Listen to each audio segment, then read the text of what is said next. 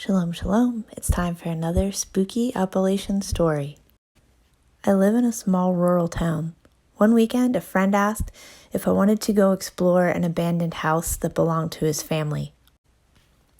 That's what we do for fun here. The house wasn't in the middle of nowhere, but it was on the outskirts of town and was heavily wooded around it. The driveway had been reclaimed by nature years before, so we were only able to pull off the road a little bit, and we had to walk through the forest to get to the house. There are no streetlights here, and it was almost 10 p.m. We had flashlights and our digital cameras. This was before everyone had cell phones with cameras on them. In the moonlight, we climbed the old steps to the porch, and everything around us was quiet.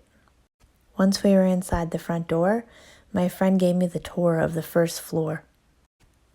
Although it was spooky, it wasn't scary until we came to the basement door.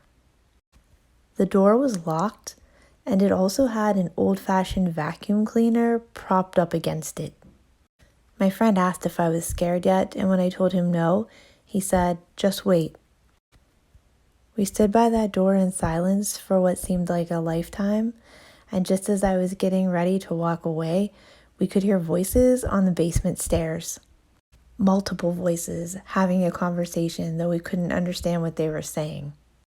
My friend looked at me and said, "This always happens." We moved the vacuum from in front of the door, unlocked it, and opened it, shining our flashlights down into the stairwell, but there was no one. I'm a very curious person, and I had to know, so I ran down the stairs, shining my flashlight into the basement, but there was no one. It's an old house, so the basement wasn't very deep, just a small room under the front living room. There wasn't anything down there, so there was nowhere for anyone to hide. I even checked under the stairwell. Satisfied that it was empty, we went back upstairs and shut the door, but as soon as we shut the door, we heard the talking again. I threw open the door and stuck my head into the stairwell with my flashlight, but there was no one. We did this 3 more times.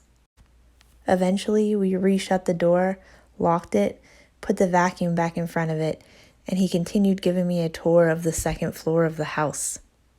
We did experience some other creepy things in that house, and I was able to capture a few unexplainable things in pictures.